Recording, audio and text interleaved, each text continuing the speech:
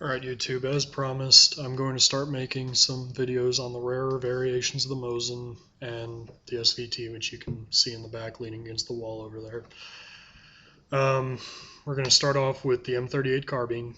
Now, as many of you know, the Russian engineers during the before the Second World War were complaining because the 9130 is a big rifle. It's about 5 feet long. It weighs about 9.5 pounds. That's not fun to carry even when you don't have a lot of extra gear. Now, if you know anything about engineers, you know that they have a lot of extra gear. So they went to high command. They said, hey, can you guys help us out? We really don't want to have to carry this much stuff. So the Soviets, being so infantry inclined, said, okay, let's see what we can do. Well, what they did was this. They produced the M38 Carbine, which you can see is a nice little stubby looking carbine.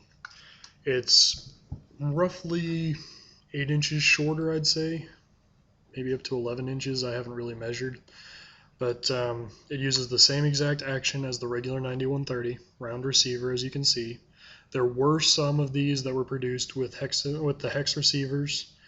Those ones were not entirely sure that the Soviets did them. They could have been Czechoslovakian.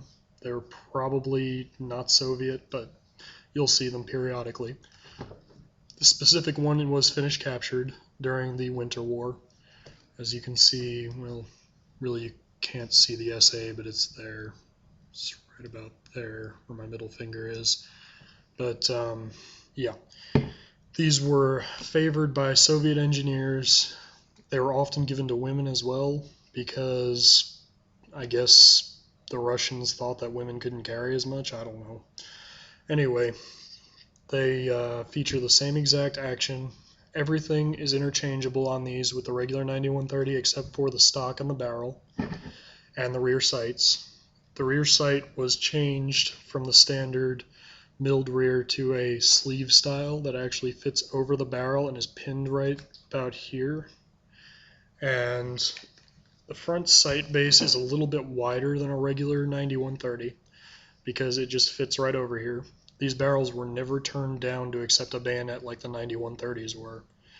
Now, another thing you might occasionally see on one of these is you might see a cut down barrel, which it will be dated, usually it'll be dated before World War II.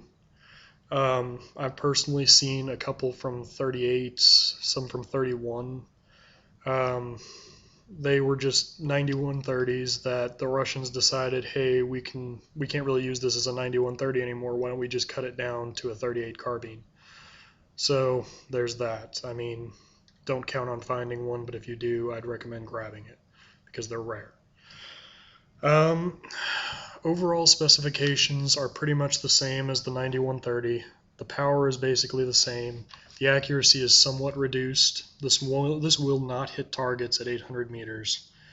I guarantee you that. This one is good out to about 300-400 meters, something like that.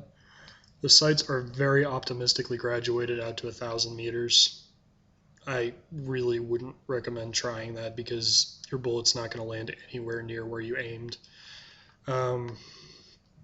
This was the direct predecessor to the M44.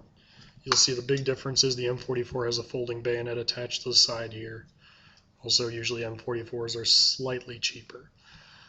I think that's about all for this one. So, yeah. Great. Well, damaged a chandelier. Hooray.